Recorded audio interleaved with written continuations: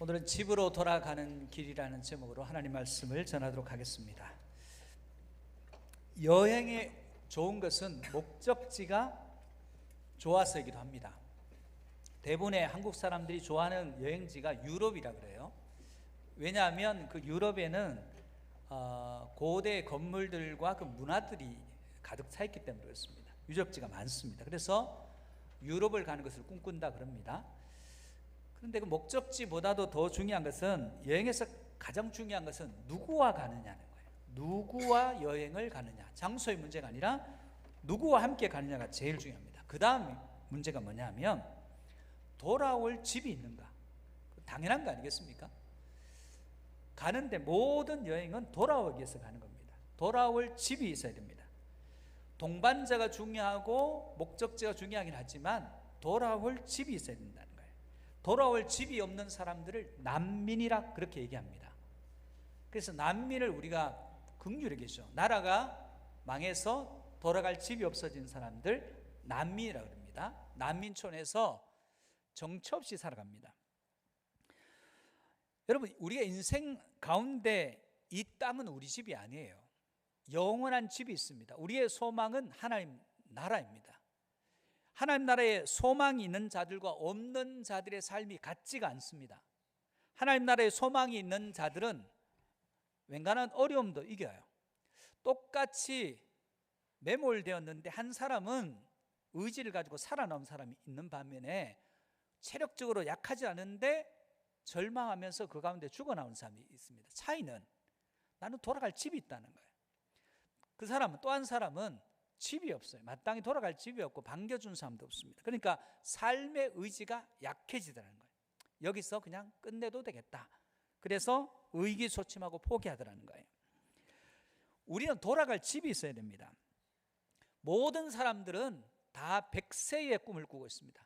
100세까지 살고 싶어 합니다. 그래서 한동안 유행했던 단어가 9988234라는 거예요. 99세까지 팔팔하게 있다가 2, 3일 아프고 죽자. 이게 복이다. 근데 100세의 삶이라는 것이 무엇인지를 우리는 잘 몰라요. 100세의 삶에 나타나는 현상들을 살아보지 않은 사람들은 알지 못합니다. 그것을 알기 위해서는 1920년생인 철학자 김형석 교수님의 우리 글을 좀 봐야 돼요. 이분 1920년생, 지금 104세인가 그렇습니다. 근데 지금도 생존해 계시겠죠? 제가 다른 얘기를 못 들었기 때문에. 근데 이분의 이야기 중에 70세에 어머니가 돌아가셨어요. 70대 초반에 어머니가 돌아가면서 너 사람이 없어 쓸쓸하겠다 이렇게 말씀하시고 돌아가셨대요.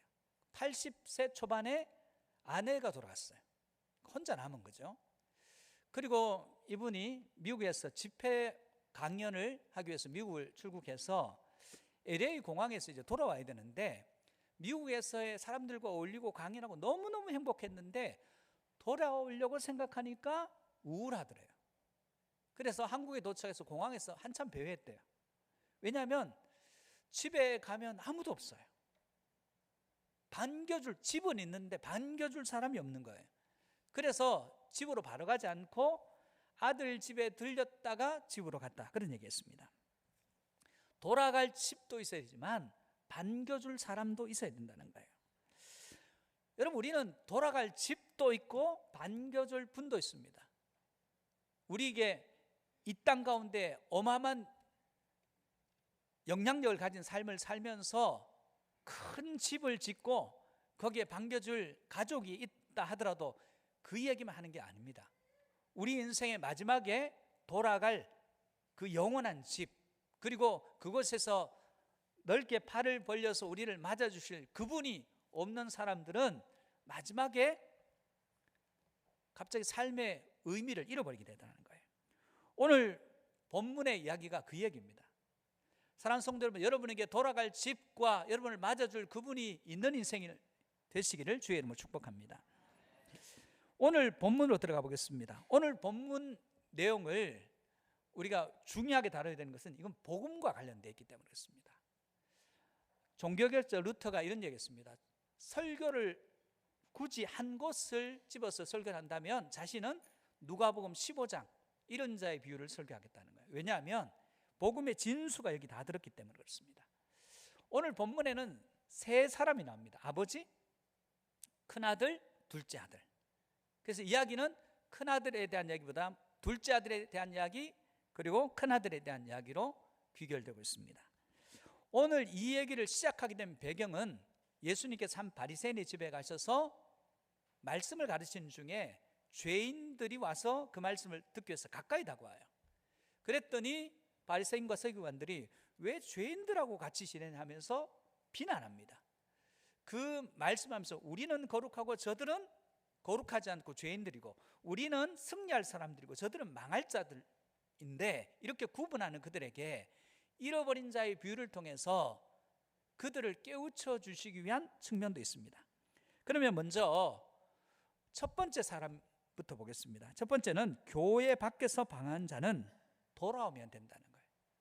교회 안이 아니라 교회 바깥에서 방황한 자는 돌아오면 됩니다. 본문 11절에 보면 또 이르시되 어떤 사람에게 두 아들이 있는데, 첫째 아들, 둘째 아들입니다. 오늘 본문은 두 이야기로 되어 있습니다. 교회 안에 있는 사람, 교회 바깥에 있는 사람. 교회 안에 있는데 실제로는 마음은 바깥으로 나가 있는 사람들의 이야기일 것입니다. 먼저 탕자 이야기부터 살펴보겠습니다. 교회 밖에 있는 탕자. 본문 12절에서 16절입니다. 그 둘째가 아버지에게 말하되 아버지여 재산 중에 내게 돌을 분 것을 내게 주소서 하는지라. 아버지가 그 살림을 각각 나누어 주었더니 그 후에 며칠이 안 되어 둘째 아들이 재물을 다 모아가지고 먼 나라에 가 거기 서랑방탕하여 그 재산을 낭비하더니 다 없앤 후 그 나라에 크게 흉년이 들어 그가 비로소 궁핍한지라. 가서 그 나라 백성 중 한 사람에게 붙여 사니 그가 그를 들로 보내어 돼지를 치게 하였는데 그가 돼지 먹는 쥐업 열매로 배를 채우고자 하되 주는 자가 없는지라. 탕자는 아버지로부터 떠나기를 원해요. 아버지로부터 독립하고 싶어 합니다. 아버지는 떠나야 될 사람이라 생각하는 거예요. 아버지는 나를 방해하는 사람이에요. 나의 독립을 방해하는 사람입니다. 주변의 친구들도 부추깁니다. 너 나가면 진짜 자유가 있다? 나가면 정말 좋은 곳이 많다? 그래서 부추겨줍니다. 여러분, 우리가 우리 인생 가운데 탕자 되도록 부추기는 인생들이 참 많습니다. 우린 자녀들에게 이렇게 합니다. 너 친구 함부로 사귀면 안 된다 얘기합니다. 왜냐하면 친구를 잘못 사귀면 그 인생이 나락으로 떨어지는 걸 너무 잘 알기 때문에. 근데 실제로 부모들은 가려서 만나잖아요. 막 만나다가 사기꾼에게 재산을 탕자하는 경우도 흔합니다. 자녀에게 가르치되 본인은 그렇게 살지 않은 분들이 너무 많아요. 세상에는 잘 나가는 사람을 원합니다. 못 나가는 사람들을 세상이 원치 않아요. 잘 나가는 사람 환영해요. 못 나간 사람은 배척이에요. 근데 하나님은 잘 나가는 사람을 부르는 게 아니라 못난 사람, 부족한 사람, 연약한 사람, 병든 사람을 부르세요. 세상이 부른 것과 하나님이 부른 것이 완전히 다릅니다. 그래서 세상에서 좀 환영받을 때가 있었는데 갑자기 급속도로 망합니다. 초고속으로 망했어요. 그러다 보니까 더군다나 흉년까지 들어서 설상가상입니다. 엎친 데 덮친 격으로 어려움에 어려움이 가중됩니다. 지금 자국도 아닌 타국에 있기 때문에 도와줄 사람이 없어요. 돈이 있을 때는 도와주지만 돈이 없을 때는 아무도 거들떠보지도 않습니다. 급격하게 몰락합니다. 그래서 돼지 신분과 같이 합니다. 지하에 내려갈 수 있는 끝까지 내려가서 더 내려갈 기세입니다. 그 가운데 부잣집 아들이 굶어서 죽을 판이에요. 가장 어렵고 힘들 때, 바닥을 쳤을 때, 그러나 놀라운 것은 성경은 그때를 절망의 때라고 얘기하지 않습니다. 그때 소망의 때입니다. 왜냐하면 하나님이 부르시는 때이기 때문입니다. 여러분, 믿음의 성숙이 언제 이루어집니까? 인생 가운데 어려움이 오고 인생의 바닥을 치고 더 내려갈 곳이 없다고 생각할 그때가 드디어 영적으로 올라올 때인 것입니다. 둘째 아들이 그 때를 포착합니다. 그리고 아버지 집을 생각하고 아버지를 생각합니다. 여러분, 본문 17절 19절 보겠습니다. 이에 스스로 돌이킵니다. 돌이켜 이르되 내 아버지에게는 양식이 풍족한 품꾼이 얼마나 많은가. 나는 여기서 줄여 죽는구나. 내가 일어나 아버지께 가서 이르기를 아버지 내가 하늘과 아버지께 죄를 지었사오니 지금부터는 아버지 아들의 일컬음을 감당하지 못하겠나이다. 나를 품꾼의 하나로 보소서 하리라. 이거 생각이에요. 생각 속에서 나는 여기서 줄여 죽는데 우리 집에는 양식이 충분한 품꾼들이 얼마나, 난 품꾼보다 못한 거예요. 그래서 아버지께로 돌아갈 생각을 합니다. 이제 내가 일어나 가서 아버지께 내 죄를 구하겠다는 거예요. 이 생각입니다. 그리고 이 생각에서 그치지 않고 이제 이것을 행동으로 옮긴다는 거예요. 우리는 많은 생각을 합니다. 이렇게 해야지 저렇게 해야지. 그러나 실제로 그 생각을 실제적으로 옮기는 사람들은 많지 않습니다. 그러나 탕자가 제일 잘한 것은 아버지께로 돌아갈 생각을 하는 것이에요. 왜냐하면 그 아버지는 나를 품어줄 아버지에 대한 신뢰가 있습니다. 여러분, 집이 사람을 반겨주는, 가정은 반겨주는 곳이 돼야 돼요. 위로하고 격려하고 품어주는 곳이 돼야 됩니다. 그런데 이 땅 가운데 방황하는 사람들의 특징은 집이 아니라 집구석이에요. 반겨주지 않아요. 품어주지 않아요. 배척합니다. 그럼 가정이 아닙니다. 근데 탕자의 집은 아버지가 있고 아버지는 인자하고 진실하고 용납해주는 아버지예요. 그래서 돌아가는 겁니다. 돌아갔을 때 어떤 일이 일어났을까요? 첫 번째는 아버지께 돌아가기만 하면 용서가 임하는 거예요. 용서가 있더라는 거예요. 20절에서 21절입니다. 이에 일어나서 이제 생각을 옮깁니다. 이제 일어납니다. 실제로 아버지께로 돌아갑니다. 아직도 거리가 먼데 아버지가 그를 보고 아버지가 봅니다. 달려와서 안고 입을 맞춥니다. 자, 21절 아들이 이르되 아버지 내가 하늘과 아버지께 죄를 지었사오니 지금부터는 아버지 아들의 일컬음을 감당하지 못하겠나이다. 뭐라고 얘기는 해요. 지금 아들이 와서 안고 입 맞췄는데 뒤에 무슨 얘기를 하는데 그건 중요한 게 아닙니다. 이미 돌아온 순간 아버지는 그 아들을 다 품어버렸습니다. 용서를 다 해버렸습니다. 입 밖에 내야 될 거 아니에요. 우리가 생각하는 용서는 먼저 용서를 구하고 생각해보고 이걸 용서해도 될지 말지. 우리가 자녀에 대해서 무슨 죄를 용서해 줄 때 어떻게 용서합니까? 너 다시 그러면 안 돼. 한 번만 더 그러면 내가 용서 안 해줄 거야. 반복하지 마. 그러면서 다짐 받고 용서를 줍니다. 근데 여기에 아버지는 그런 게 하나도 없어요. 뒤에 아들이 무엇을 말했는지 그거 하나도 안 중요합니다. 이미 아버지는 기다리는 아버지입니다.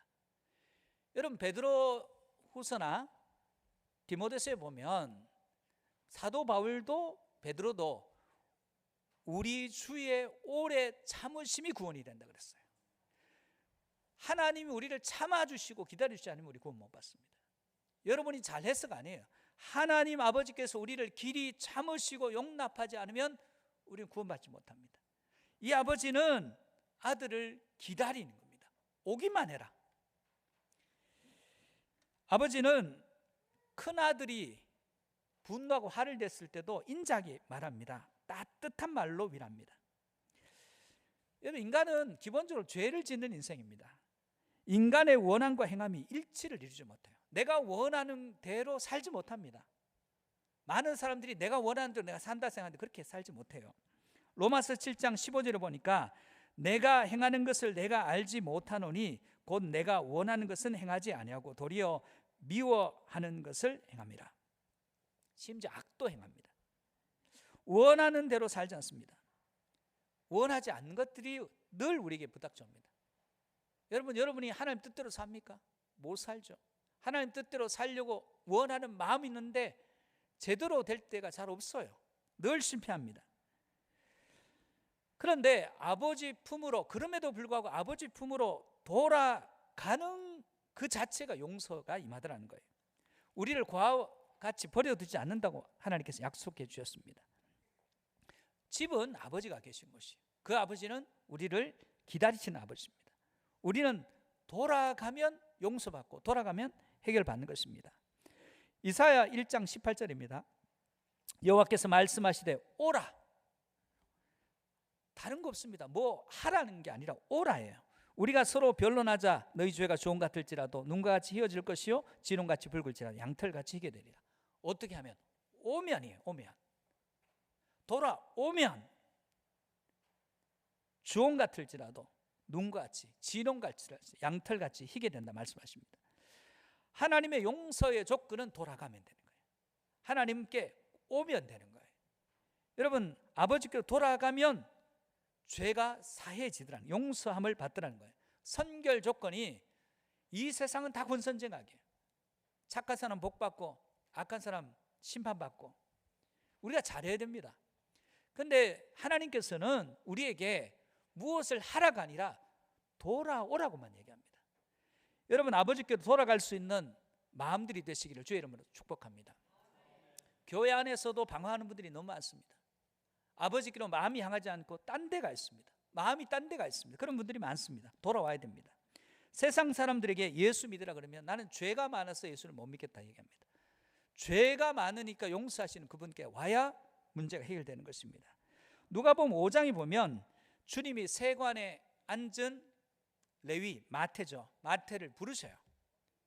자기 같은 인생을 불러주셨으니까 얼마나 감사합니까? 그래서 너무 기뻐서 주님을 위해서 잔치를 베풉니다. 자기와 주님을 위해서 잔치를 베푸니까 매국노처럼 세금 많이 걷어서 착복하는 세리가 주변에 친구가 세리밖에 더 있습니까? 그 세리의 친구들 그래봐야 죄인들밖에 더 있습니까? 그래서 부른 사람들이 죄인이고 세리들입니다. 그랬더니 주변에 있는 자들이 얘기합니다. 왜 너희는 그렇게 나쁜 놈들하고 같이 밥 먹냐? 우린 거룩한 자인데, 구별된 자들인데 왜 그 나쁜 놈들하고 같이 어울리냐? 그렇게 얘기하는 거예요. 그때 주님께서 그들을 향해 이렇게 말씀하십니다. 누가복음 7장 31절 32절 예수께서 대답하여 이르시되 건강한 자에게는 의사가 쓸데없고 병든 자에게라야 쓸데있나니 내가 의인을 부르러 온 것이 아니요 죄인을 불러 회개시키러 왔노라.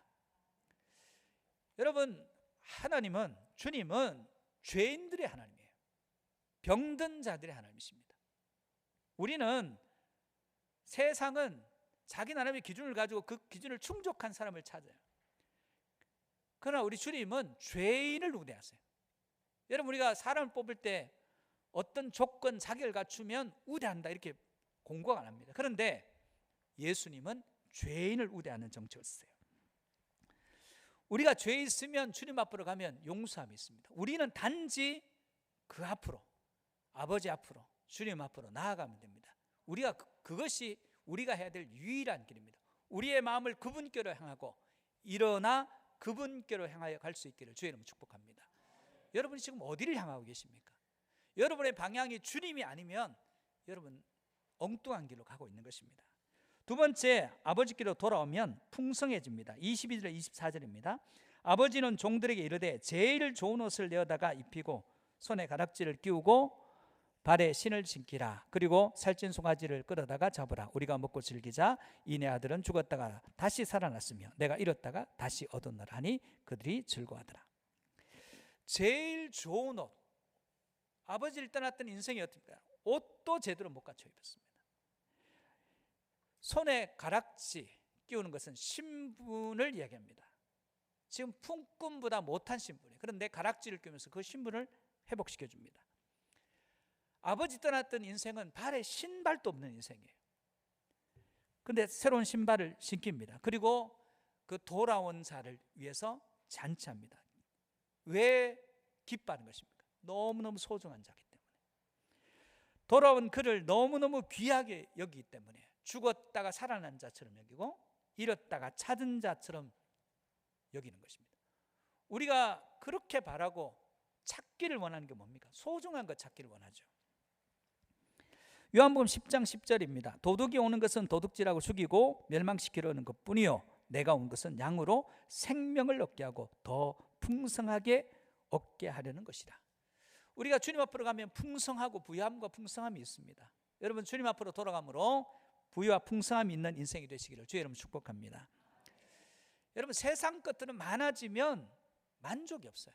더 합니다. 연봉 1억을 버는 사람이 기도점이 뭐냐면, 기도점이 그래요. 하나님 2억 벌게 해주세요. 2억 버는 사람들 3억 벌게 해주세요. 끝이 없어요. 더 원합니다. 그런데 은혜는 더 원함이 아니라 만족함이 있어요. 은혜가 임하면 그 안에서 자족이 있습니다. 만족이 있습니다. 그게 은혜예요. 요한복음 4장에 보면 사마리아 수가성의 한 여인이 남편을 자꾸 얻어요. 남편 얻으면 행복할 줄 알고 더 얻습니다. 계속 얻습니다. 참다운 만족이 안 생깁니다. 그런데 주님을 만나고 예배가 뭔지, 복음이 뭔지 알게 되니까 만족이 있습니다. 행복합니다. 사람을 두려워하는 그가 들어가서 자기 기쁨을 표현합니다. 복음을 전합니다. 여러분, 탕자가 돌아오자 잔치합니다. 만족함이 있습니다. 이런 것을 찾았기 때문입니다. 믿음은 잔치예요. 예배는 잔치입니다. 구원받은 것에 대한 감사와 찬양이에요. 그리고 춤추고 기뻐하고 즐거워하는 것입니다. 우리 교회 예배가 축제가 되기를 주의 이름으로 축복합니다.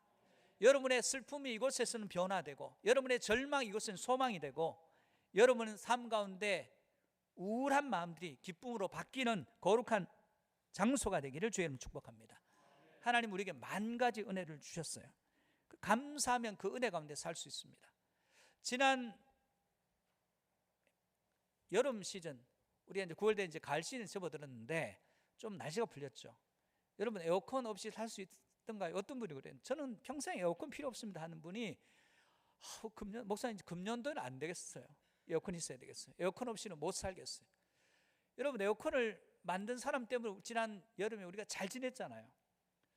에어컨을 만든 사람이 누구예요? 에어컨을 누가 만들었습니까? 집에 캐리어 에어컨 쓰시는 분 있어요? 혹시 있습니까? 캐리어가 만들었어요. 예. 근데 그 사람이 만들지 않았으면 우리는 다 더위에 고생을 했을 겁니다. 그런데 그 사람이 만들미 복이 되는 거예요.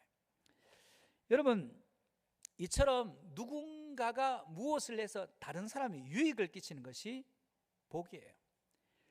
하나님의 마음을 시원케 하는 인생이 되겠습니다.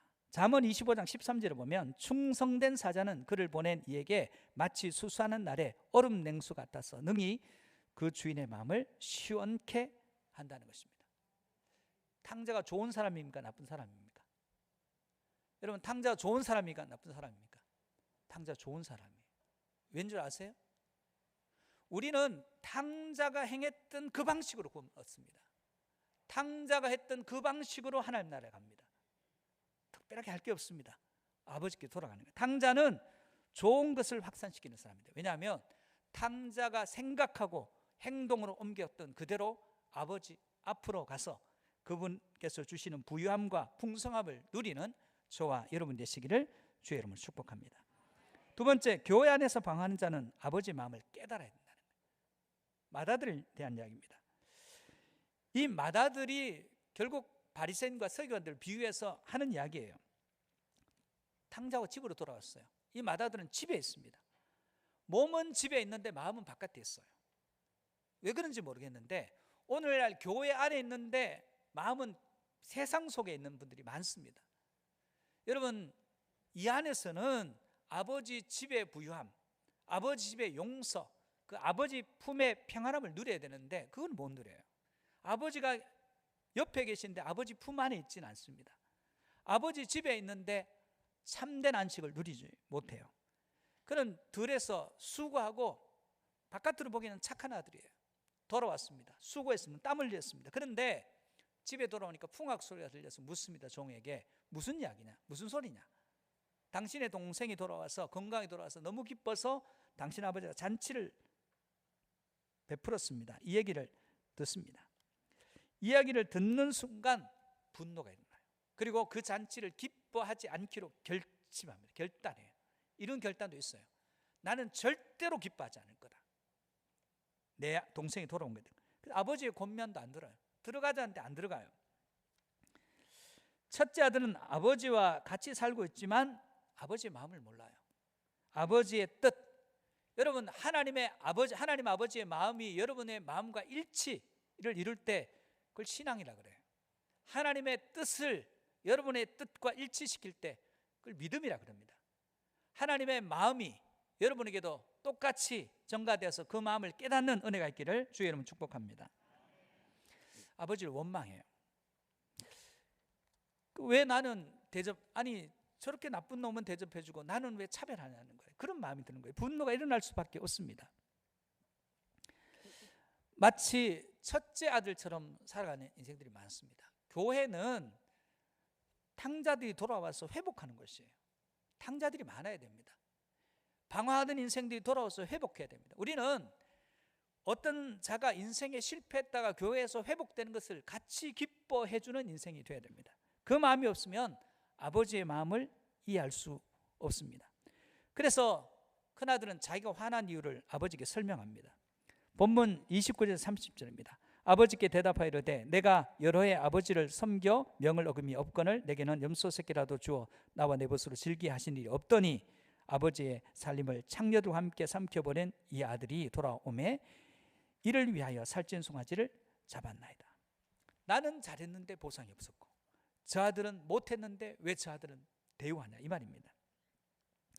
첫째 아들은 지금 무엇을 모르고 있고 잃어버렸어요. 첫 번째는 아버지의 마음을 알지 못합니다. 둘째 아들은 아버지를 바르게 알아요. 아버지는 내가 이렇게 못된 짓을 했는데 돌아가면 그분은 나를 길이 참으시 용납하셔서 받아주신 아버지, 품꾼의 하나로는 받아줄 수 있는 아버지.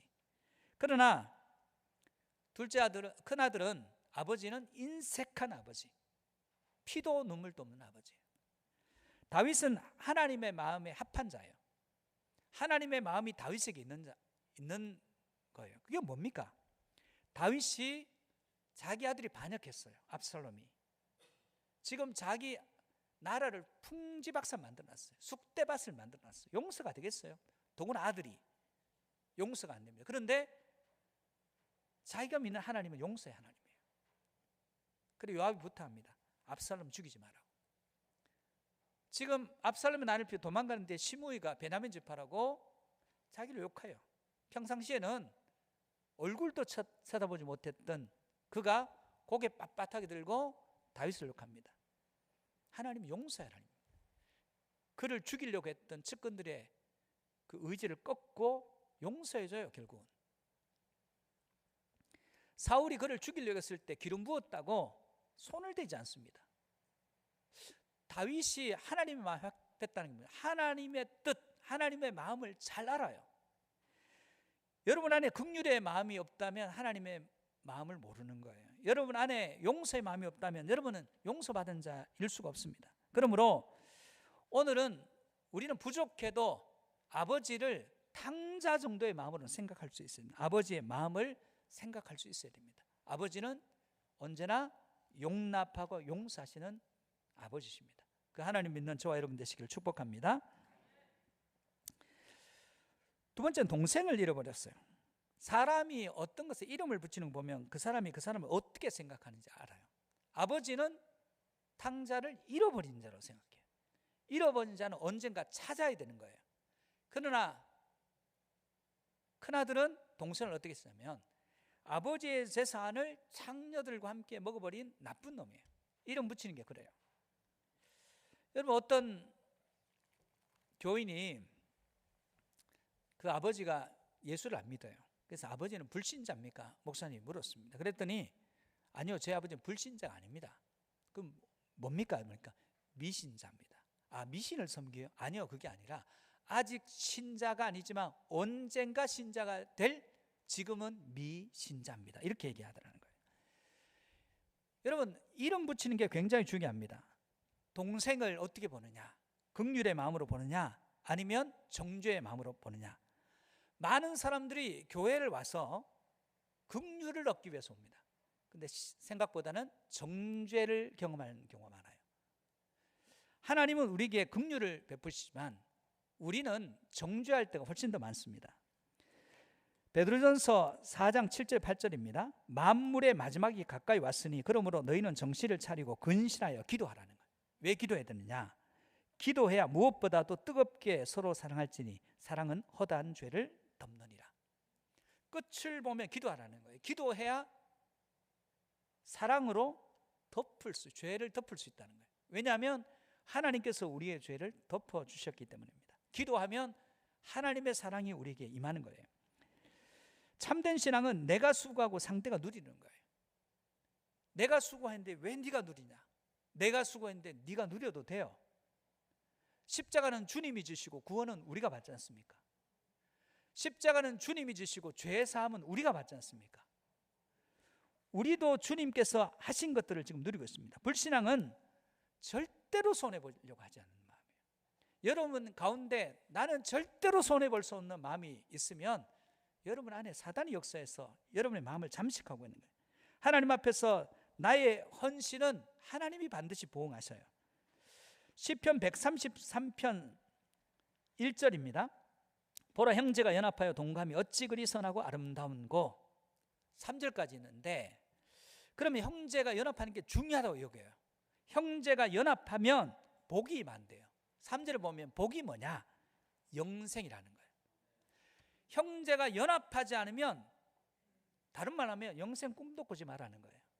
우리가 아픈 자들, 힘든 자들이 회복되고 구원을 얻고 새로워지는 것들을 기뻐할 수 있는 마음이 있어야 되네요. 남의 잘됨에 대해서 같이 기뻐할 수 있는 마음이 있어야 됩니다. 그것이 하나님께서 우리에게 주시는 마음입니다. 지금 바리새인과 서기관들에게 지금 질문으로 오늘 본문 말씀이 끝나요. 31절 32절, 아버지가 이르되 예, 너는 항상 나와 함께 있으니 내 것이 다 내 것이로되 이 내 동생은 죽었다가 살아났으며 내가 잃었다가 얻었기로 우리가 즐거워하고 기뻐하는 것이 마땅하다 아니라. 지금 죄인들이 주님 앞에 나서 말씀을 듣고 변화되는데 왜 죄인들하고 같이 지내냐 말하는 게 맞느냐 이거예요. 주님이 오셔서 저들이 주님의 말씀을 듣고 구원을 얻는 것들을 보면서 마음에 기쁨이 있어야 되지 않겠느냐. 왜 너는 이런 자의 찾음을 기뻐하지 않느냐. 이런 자를 찾아서 잔치를 너는 누리지 못하냐, 이런 이야기입니다. 사랑하는 성도 여러분, 교회 안에도 잃어버린 자가 있고 교회 밖에도 잃어버린 자가 있습니다. 교회 밖에 잃어버린 자는 아버지께로 돌아오면 돼요. 교회 안에서 잃어버린 자는 하나님 아버지의 마음을 품으면 돼요. 그리고 우리 주변에 있는 사람들과 연합하면 됩니다. 왜냐하면 우리 모두는 실제로는 전부 탕자예요. 주님 앞에 돌아가야 되고 그분의 용서를 받아야 되고 그분의 부유함과 풍성함을 얻어야 될 대상들입니다. 예전에 우리도 탕자였어요. 탕자의 모습이 있습니다. 지금 탕자로 돌아온 그들을 위한 잔치를 기뻐할 수 없으면 우리가 얻은 구원이 진짜 이제 돌아봐야 됩니다. 사랑하는 성도 여러분, 우리에게는 돌아갈 집이 있습니다. 그 집에는 아버지가 우리를 품어주기 위해서 넓은 팔을 벌리고 있습니다. 인생의 마지막 순간에 우리가 바라야 될 것은 우리가 어떤 일을 했느냐가 아니에요. 어떤 직책을 가졌느냐, 선교사냐, 목사냐, 장로냐, 안수집사냐, 집사냐, 권사냐가 아니에요. 우리가 지금 내가 부족하지만 그분을 향해 가면 그 집에는 아버지가 계시고 그 아버지는 내가 그분께로 가면 나를 그분의 넓은 팔로 벌려서 따뜻하게 맞아주시는 하나님이신 줄 믿고 우리가 한 일이 아니라 그분이 하실 일, 그분의 인자와 긍휼, 오래참, 그리고 우리를 길이 참으시고 용납하시는 그 사랑의 하나님을 믿는 것이 우리의 믿음입니다. 믿음으로 우리는 그 집에 가는 거예요. 그러므로 여러분, 하나님을 있는 그대로 하나님으로 믿고 고백하는 저와 여러분 되시기를 바랍니다. 우리의 소망이 그분의 집에 있고 그 집에 우리 아버지가 계십니다. 우리는 돌아갈 집이 있습니다. 여러분이 지금 어떤 일을 경험했든 여러분은 난민이 아니에요. 영적 난민이 아니에요. 여러분은 돌아갈 집이 있습니다. 그 하나만으로 오늘 다시 용기를 내시고 다시 일어나 그분을 향해서 나아갈 수 있는 저와 여러분 되시기를 주의 이름으로 축복합니다.